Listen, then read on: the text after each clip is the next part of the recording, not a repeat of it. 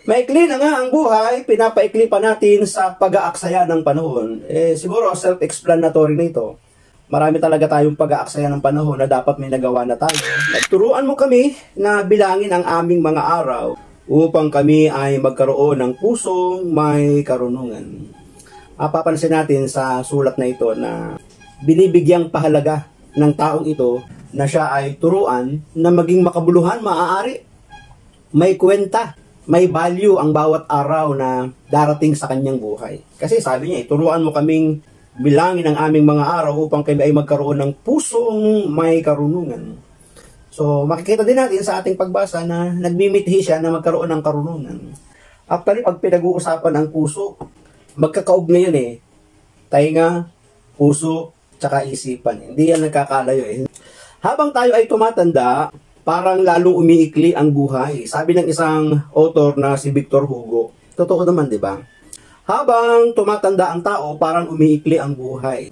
Kaya lang, maikli na nga ang buhay, pinapaikli pa natin lalo sa pag-aaksaya ng panahon. Totoo din.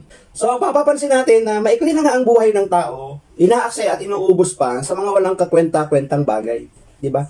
Pag-aaksaya daw ng buhay, ang mga alalahanin, ang mga isipin, ang mga bagay-bagay na hindi productive, hindi makakatulong, hindi makakapagpalago sa ating buhay, di ba? Maikli na nga ang buhay, pinapaikli pa natin lalo sa pag-aaksaya ng panahon. O nga naman, no? Paano ba natin inaaksaya ang panahon? Paano ba natin inuubos ang panahon? Paano ba nasasayang ang mga panahon na dapat ay pakinabangan natin ito, dapat ma-enjoy natin? Ano ang sabi ng awit 90:12? Turuan mo kami na bilangin ang aming mga araw upang kami ay magkaroon ng pusong may karunungan. Parang sinasabi dito na bawat araw ay pahalagahan natin. May kwenta, may paglago, may mabuting bunga. Di ba? Yung bawat araw natin dapat mayroon pong nagaganap na magagandang bagay sa ating buhay. Hindi lang sa literal na buhay, kundi sa ating pong buhay espiritual. Maraming nasasayang ng mga panahon. Maikli na nga ang buhay, pinapaikli pa natin sa pag-aaksaya ng panahon. Siguro self-explanatory na ito. Marami talaga tayong pag-aaksaya ng panahon na dapat may nagawa na tayo, na dapat nakita natin yung resulta, di ba? Wala nang lulungkot pa kaysa buhay na nasayang lang sa madalas na pagpoproblema. Ano yung title natin dyan sa baba?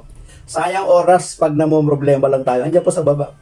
Sayang ang ating oras kapag pinoproblema natin yung mga bagay-bagay sa ating buhay na imbes na bigyan ng solusyon, nagmumukmuk tayo, kakaproblema, nauubos yung ating araw, yung ating maghapon, nauubos yung buong araw, kakaproblema, nasayang lang. Kung habang iniisip mo yung problema, gumagawa ka, meron kang pinagkakaabalahang bagay, edi meron pong naganap pang maganda habang ikaw ay may problema. Hindi naman natin kayang lutasin ang problema kapag pinoproblema lang natin. Di ba?